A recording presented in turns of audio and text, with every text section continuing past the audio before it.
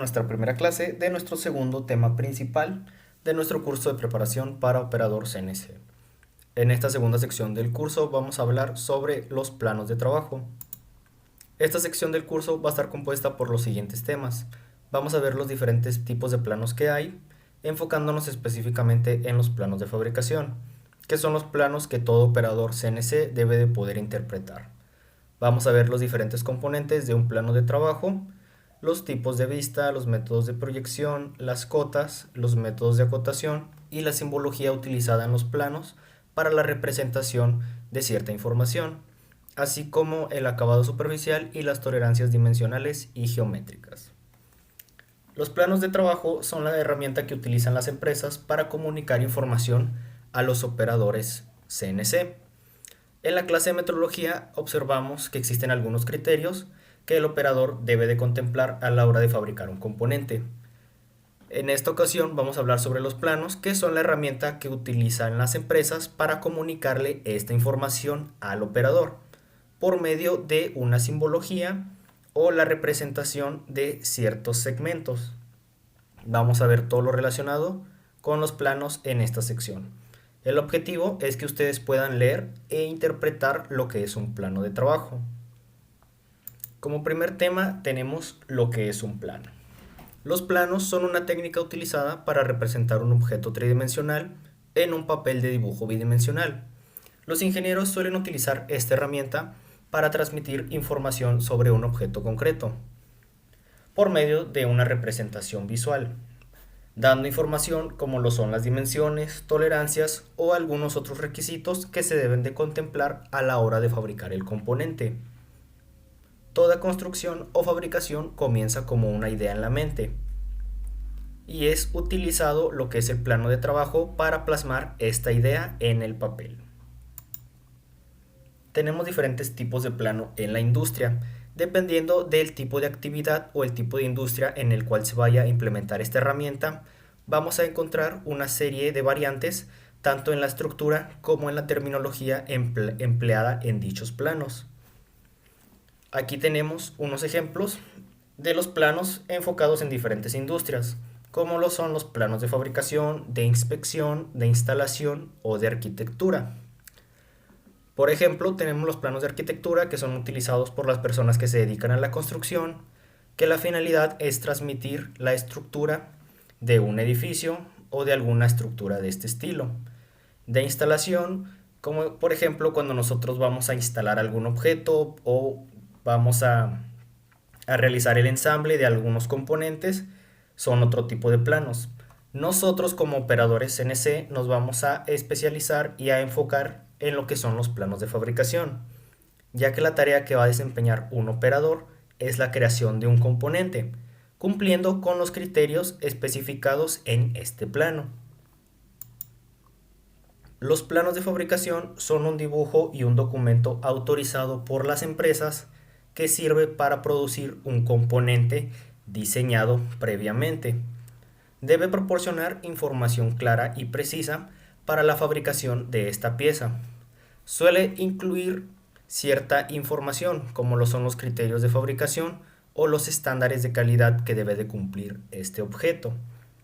Algunos de los criterios que puede incluir son lo que son las vistas principales, las dimensiones, tolerancias geométricas o algún acabado superficial. Vamos a ir viendo todos estos componentes poco a poco para que vayan entendiendo la estructura de esta herramienta. En la fabricación de planos tenemos diferentes normas que surgen para estandarizar lo que es la simbología y la estructura de un plano de trabajo. Dependiendo de la normativa que siga dicho plano, pueden encontrar variantes de la terminología que vamos a ver en lo que es este curso. Yo basé lo que es esta información bajo la norma ISO 128, la cual es un estándar, una normativa de dibujo para estandarizar lo que son la simbología y la estructura de cómo se debe de formar un plano de trabajo. Si ustedes encuentran un plano bajo otra normativa, puede que encuentren variantes en la información que yo les voy a proveer. Solamente es para que tengan la idea de que este tipo de planos van a estar basada en este tipo de norma, que sería la norma ISO 128. Vamos a empezar primero con las partes que componen a un plano. Son tres principales partes, lo que es el formato de la hoja, los márgenes y el cuadro de rotulación. Vamos a ir viendo uno a uno. Como primer punto tenemos lo que son los tamaños de la hoja. Existen diferentes tamaños de la hoja. Dependiendo del tamaño de nuestro dibujo, se puede escoger entre una cierta variedad. La norma lo que nos marca o estandariza son las dimensiones que debe de tener dicha hoja y nombra cada uno de estos formatos de acuerdo a un carácter que sería la letra A y a un valor numérico.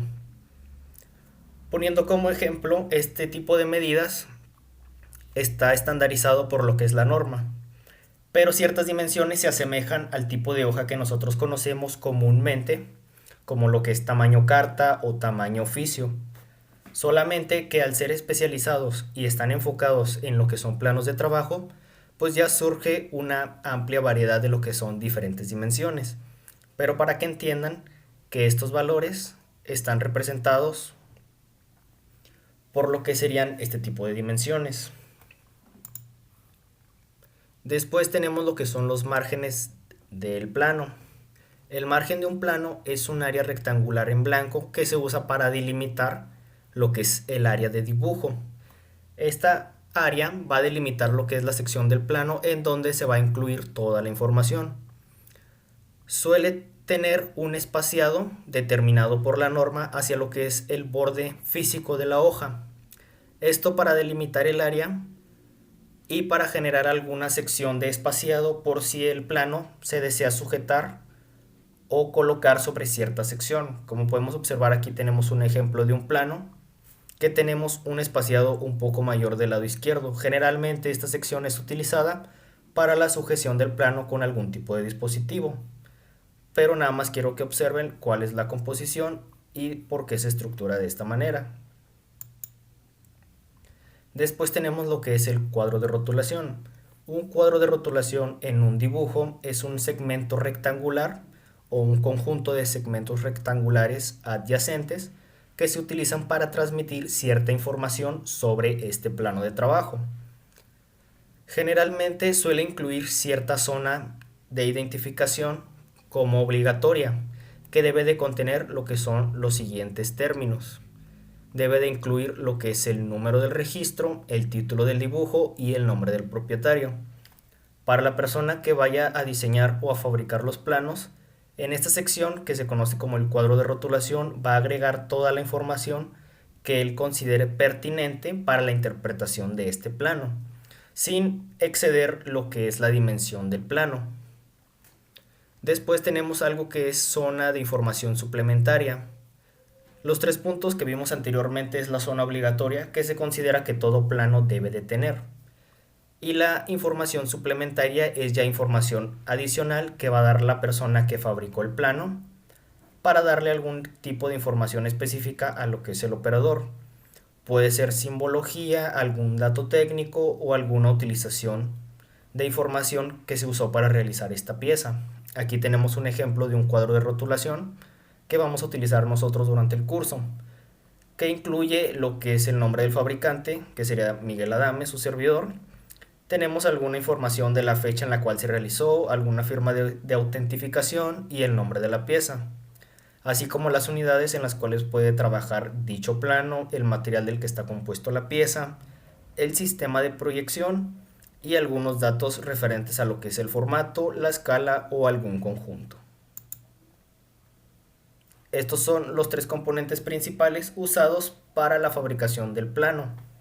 Lo que es nuestro formato de la hoja, las dimensiones que va a tener lo que es la hoja de trabajo, el margen que va a delimitar la sección donde se va a colocar la información de mi plano y el cuadro de rotulación, que es la zona donde se va a agregar la información pertinente a lo que es este plano.